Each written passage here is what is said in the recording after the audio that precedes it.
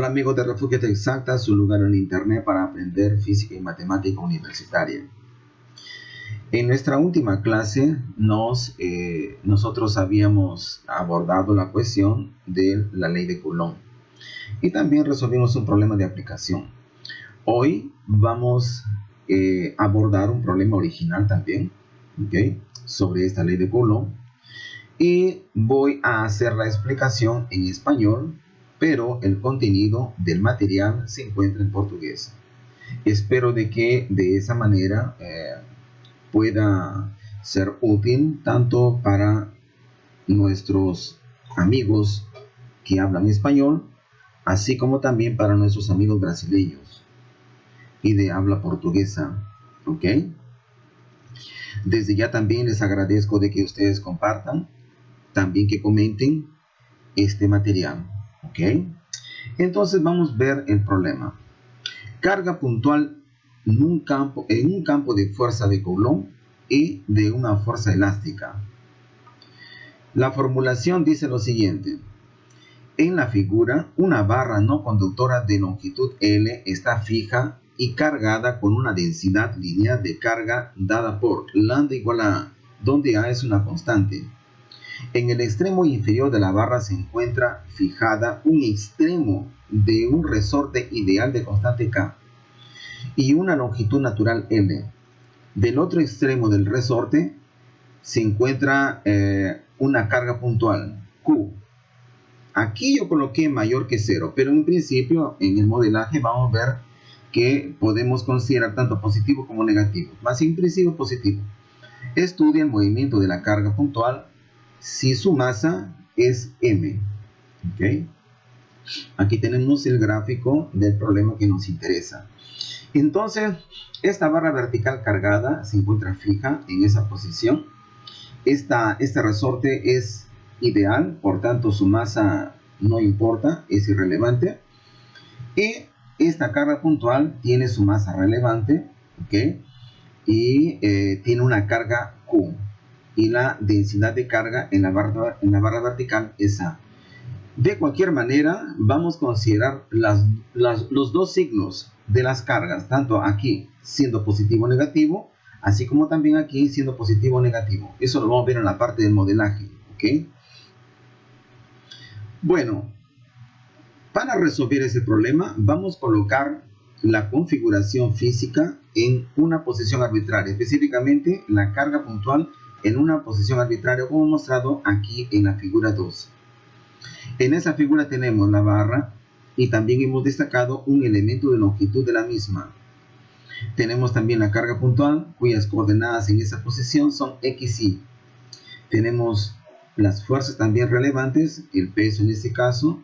Tenemos la fuerza elástica, considerando de que este resorte está estirado. Y también tenemos la fuerza Coulomb elemental que actúa sobre la carga puntual debido a este elemento de longitud que también tiene carga eléctrica.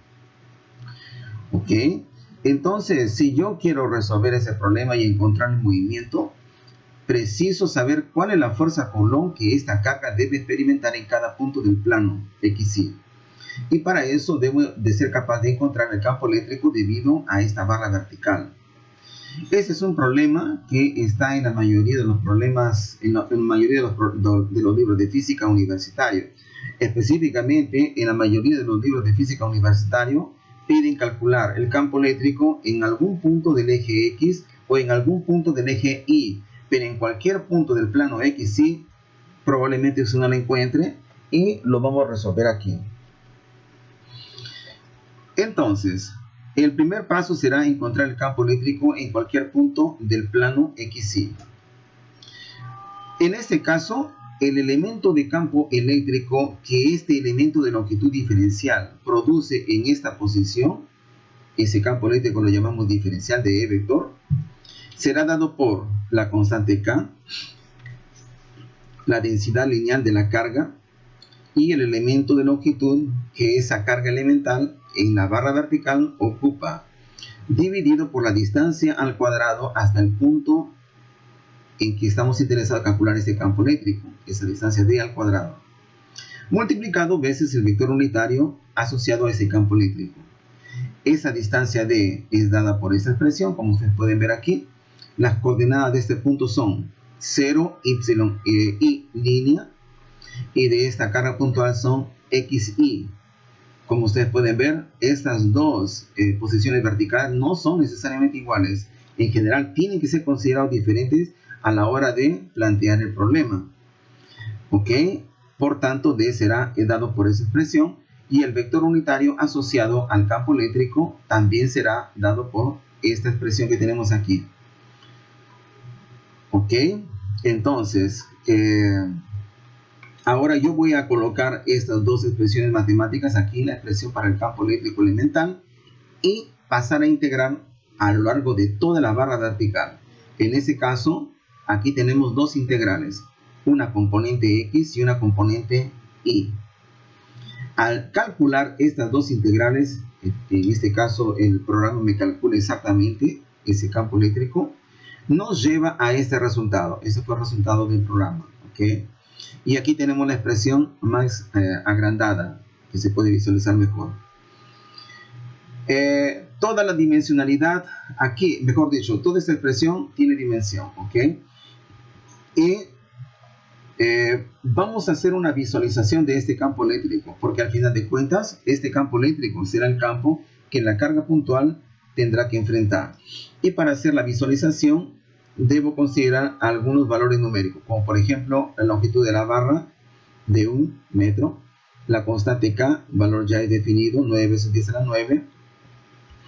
Y aquí en este caso decidí graduar la posición X e Y en términos de L. Para eso pasé a multiplicar y dividir, en este caso X.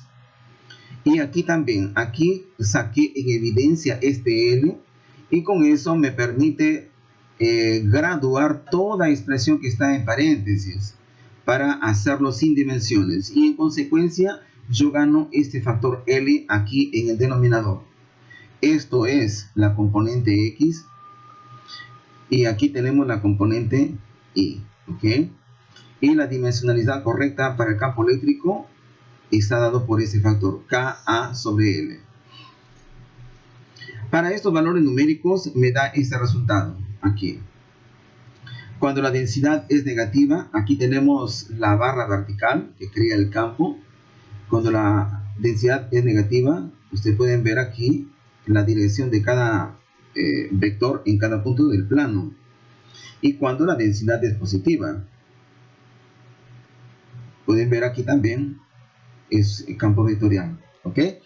Entonces, este es el campo vectorial que esa carga puntual debe enfrentar. Y aquí también podemos leer la magnitud del campo en cada punto. Muy bien, ahora vamos a ver la cuestión de las ecuaciones de movimiento. Para resolver o para encontrar las ecuaciones de movimiento, en principio tenemos tres formas de cómo hacerlo. La primera, que sería la más accesible probablemente a la mayoría de nuestros oyentes, que es utilizar la segunda ley de Newton.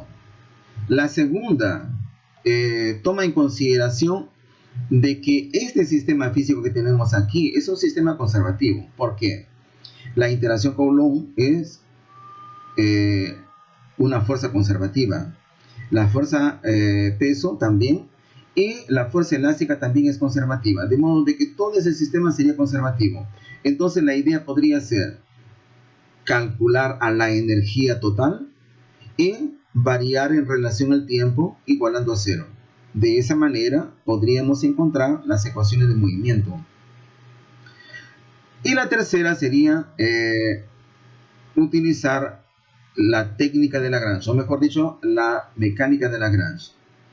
Sea como fuera, esta última sería más apropiada para aquellos que ya han estudiado mecánica clásica, que probablemente a estas alturas no sería el caso de una parte importante de nuestros amigos estudiantes de física. Por tanto, yo seguiré el camino más obvio, que sería utilizar la segunda ley de Newton. Y para eso tengo que escribir, en este caso, la fuerza elástica. La fuerza elástica, mostrada aquí para esta posición, Si este resorte está estirado, la fuerza elástica se opone al estiramiento. En este caso, su módulo sería K veces R menos L, donde R sería la longitud instantánea de ese resorte y L la longitud natural del resorte. Y el vector unitario en ese caso tiene que seguir la misma dirección. Entonces, podemos escribir esa fuerza elástica. Aquí tenemos módulo vector unitario. R es dado por esta expresión y el vector unitario dado por esta otra expresión. Esa fuerza elástica, ella es de carácter radial, como ustedes pueden ver. Cuando introducimos estas dos ecuaciones aquí en la expresión para la fuerza elástica, nos lleva a esta expresión matemática, a esta expresión de la ecuación 7. ¿Okay? Ahora sí puede escribir la fuerza total que actúa en cada punto del plano XY sobre la carga puntual. Tenemos la contribución elástica, la contribución Coulomb con la barra. Este es el campo eléctrico total que ya fue encontrado. Y aquí tenemos el peso de la carga puntual. Y esta fuerza total debe ser igual a la masa veces la aceleración instantánea. En este caso, la segunda derivada de R en relación al tiempo. Muy bien. Ahora el siguiente paso es descomponer esta ecuación vectorial en los ejes de coordenadas a lo largo del eje X y a lo largo del eje Y. Ahora yo preciso hacer esta ecuación sin dimensiones y para eso dos cosas tengo que tomar en consideración. Primero, graduar la posición X e Y para que sea sin dimensiones y el segundo, el tiempo, porque aquí tenemos una segunda derivada en el tiempo. El primero lo hago considerando una longitud de referencia. En este caso lo voy a considerar la longitud de la barra que es fija. La longitud de la barra L mayúscula. Entonces voy a dividir estas dos ecuaciones en relación a L. Voy a dividir. ¿Ok? El resultado está aquí. El resultado preliminar. Y antes de seguir, cuando hacemos eso también pasé a dividir ya desde luego la masa en cada una de las ecuaciones. Como ustedes pueden ver aquí. Y cuando hacemos estos dos pasos, observamos de que aquí tenemos tres parámetros físicos dimensionales, cuya dimensión son del tipo tiempo elevado a la menos 2. Eso quiere decir que el inverso de estos parámetros que están aquí, tomado la raíz cuadrada, sería de dimensión temporal. El primero es la contribución elástica. Y el tiempo asociado sería la raíz cuadrada de m sobre k, sobre esta constante elástica. Este parámetro, desde luego, no aparecería si en vez de tenernos un resorte, tuviésemos una cuerda inextensible. ¿Okay? El segundo parámetro que aparece es de carácter Coulomb. Como ustedes pueden ver, aparece aquí y también aparece aquí. Y el tiempo asociado para esa contribución Coulomb es dado por esta expresión. Este parámetro de tiempo no aparecería si la masa puntual del extremo del resorte no tuviese carga eléctrica. Entonces este termo de aquí no aparecería. Y el tercero, que sería de naturaleza gravitacional, debido al peso específicamente de la masa puntual. Y el tiempo asociado es raíz de L sobre G. Quienes ya estudiaron el movimiento del oscilador armónico, el movimiento del péndulo simple, se pueden recordar de esta expresión, que es de carácter gravitacional. El tiempo asociado sería dado por esa expresión. Ahora, si yo quiero construir un tiempo que me permita, con estos tres parámetros de tiempo, que me permita graduar el tiempo que aparece aquí, el tiempo físico, ese tiempo lo construyo de esta manera. La contribución elástica dividida por la contribución gravitacional multiplicada por la contribución de tiempo de la interacción Coulomb. Y el resultado es dado por esa expresión. ¿Ok? Entonces, si este parámetro es como tiempo a la menos 2 y este otro que está aquí también como tiempo a la menos 2, así como también aquí tiempo a la menos 2, si yo quiero hacer todas estas dos ecuaciones sin dimensiones, tengo que multiplicar esas dos ecuaciones por el tiempo tau elevado al cuadrado. Y al final tengo que hacer estas sustituciones. X sobre L como X, Y sobre L como un y el T sobre tau, que es este tau de aquí, como un T. Y ahí el resultado está aquí en las ecuaciones 12 y 13 y 14. Todas y cada uno de estos términos son sin dimensiones, que ahora ya podemos trabajar en el computador. Pero aquí notamos un otro problema que tenemos que resolver también. Desde luego tenemos tres fuerzas diferentes actuando sobre esa masa puntual. Tenemos la contribución elástica, la contribución gravitacional y también tenemos la contribución Coulomb. Puede ser el caso que algunas de ellas sean mayor que las otras o mucho mayor que las otras. Para que no tengamos ese problema, entonces yo quiero asegurarme de que estos tres factores que aparecen aquí, como ustedes pueden ver aquí, este primer factor, aquí este segundo y el tercero está aquí. Esos tres factores sean del mismo orden de grandeza. Lo suficiente como para poder ser observado en la computadora. El resultado de este análisis del orden de grandeza me lleva a estas expresiones. L cuadrado debe ser del mismo orden de grandeza que ese factor. Y L veces la constante del resorte debe ser del mismo orden de grandeza que mg.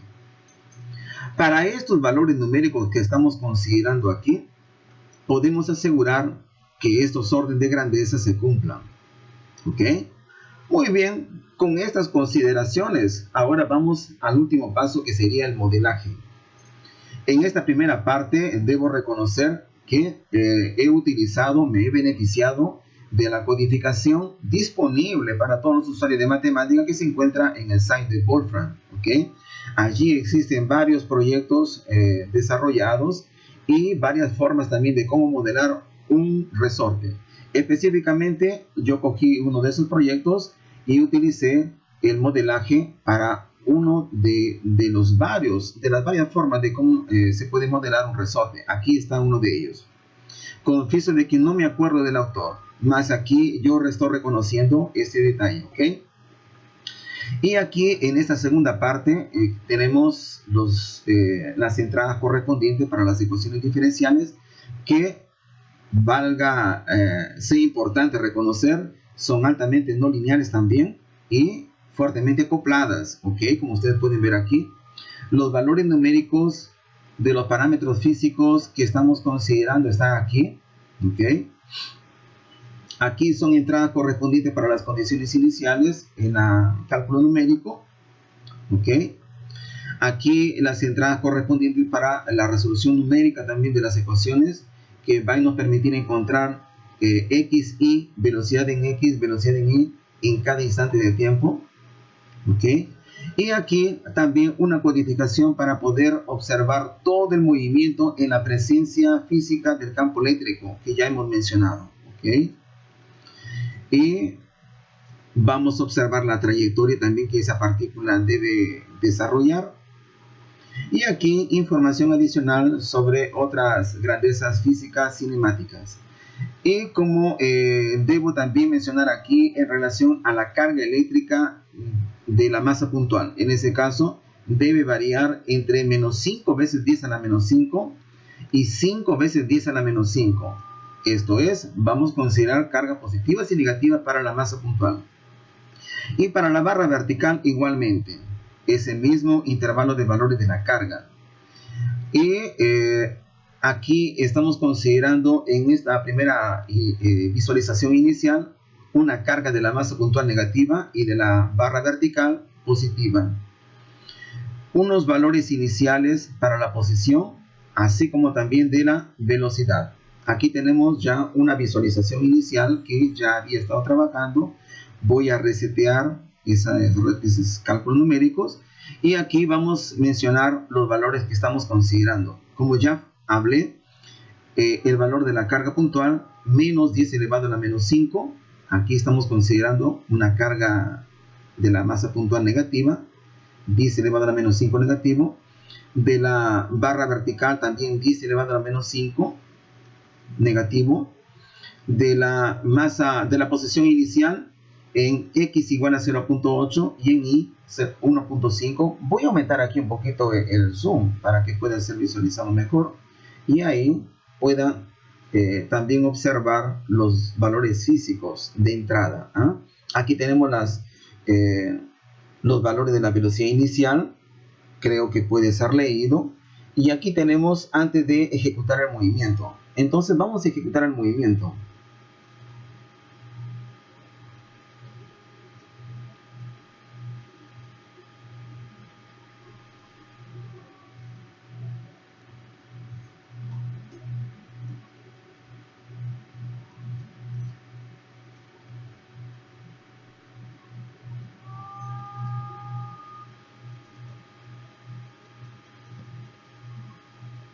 ¿Ok? Entonces, ahí usted puede ver y visualizar, claramente el tipo de movimiento que se espera que esa masa puntual ejecute en la presencia de esas tres fuerzas. Hay una combinación armónica entre esas tres fuerzas. Ellas son del mismo orden de grandeza más o menos, lo cual es evidente porque todo el movimiento está confinado alrededor de la barra vertical. ¿Ya? Y aquí tenemos información adicional sobre la cinemática de esa masa puntual. Aquí en este primer cuadro tenemos velocidad en X versus velocidad en Y. Aquí es un gráfico tridimensional, X versus Y versus velocidad en Y. En este tercero tenemos espacio de fase, X versus velocidad en X e Y versus velocidad en Y. Vamos a ver otra configuración inicial. Voy a resetear. Digamos, voy a colocar esta masa puntual en el eje X. Voy a colocar aquí, digamos, 1.2 y inicial 0. Voy a considerar una velocidad diferente también, digamos 0.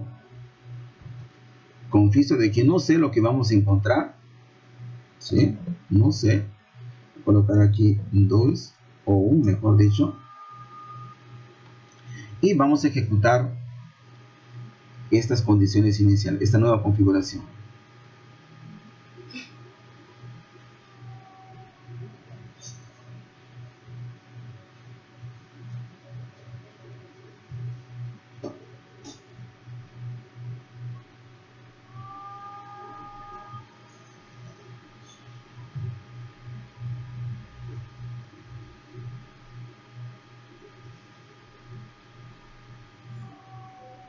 Bueno, creo que mucho análisis puede ser hecho a partir de estos cálculos numéricos, a partir de la observación, a partir de estos resultados mostrados en estos paneles. Mucha interpretación puede ser hecha y ese no es el objetivo de estas aulas, de estas clases, ¿ok? No es el objetivo. El objetivo es apenas coger los conceptos físicos que hasta ahora estamos estudiando, y ustedes pueden observar que hemos considerado incluso conceptos de física 2, específicamente oscilaciones, así como también de física 1, que en este caso es el problema del movimiento elástico.